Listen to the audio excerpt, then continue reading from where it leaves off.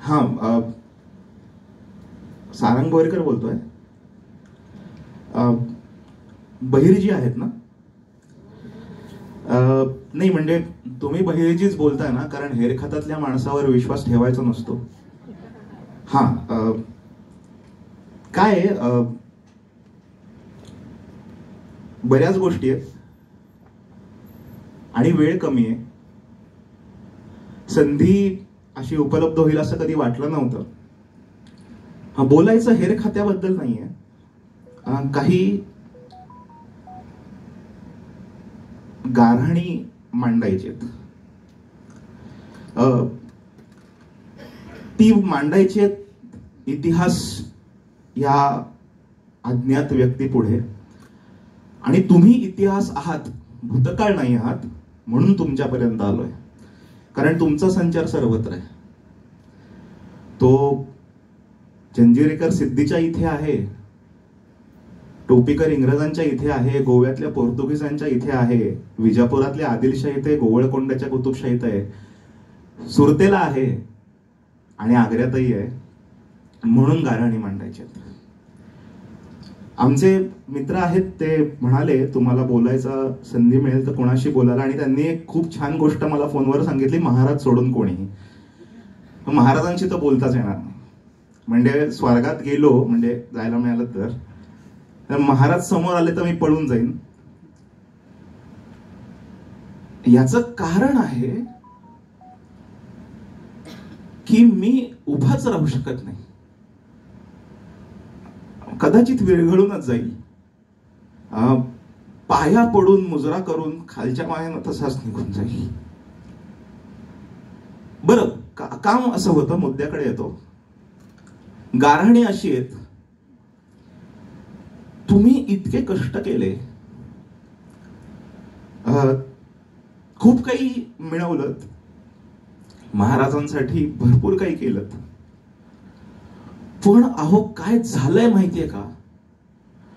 आम्ही आज 350 वर्षांनंतर इथे वातानुकूलित प्रकार असतो एक, त्या सभागृहांमध्ये बसून तुमच्या गोष्टी सांगतो, लोक टाळ्या वाजवतात, पण आम्हाला एक मोजक्या नावांच्या पलीकडे नावं माहिती नाहीयेत बहिऱ्याची. बरं, मुजरा करायचा राहिला तो करतो. तर एवढं गाऱ्हाणं मांडा आम्हाला की सुरतेला नेमकं तुमच्या बरोबर होतं कोण? पुरंदरातला मुरारबाजी पडल्यानंतर त्याच्यानंतरही खूप दिवस लढाई सुरू होती बरं का.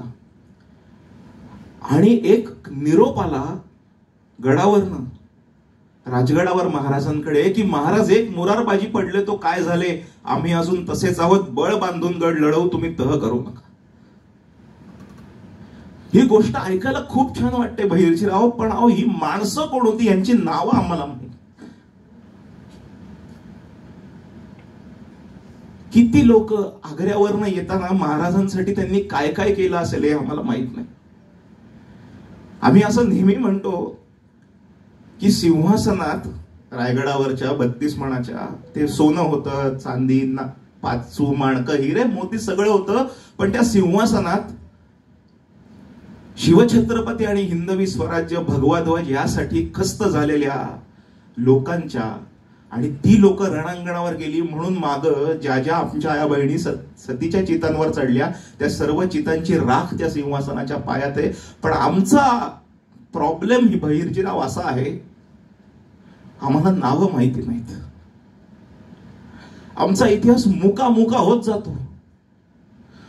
कोण होतं महाराजांवर कुठल्या कुठल्या प्रसंगी, तो कांचनबारीचा घाट उतरताना, वडी दिंडोरीची लढाई करताना, एक 10 नावं तरी द्या पाठवून. पुरंदरच्या त्या गडावरनं आम्ही अजून तैसेच आहोत, महाराज बळ बांधून गड लढवू, तुम्ही काळजी करू नका म्हणणाऱ्या 10 लोकांची नावं पाठवा बहिर्जी.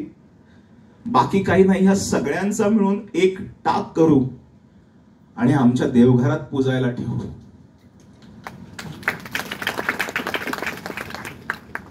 एवढंच गाऱ्हाण आहे.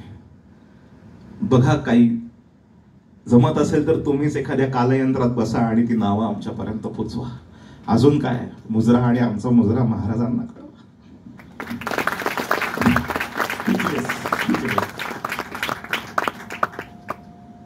कार्यक्रमाची सांगता करूयात.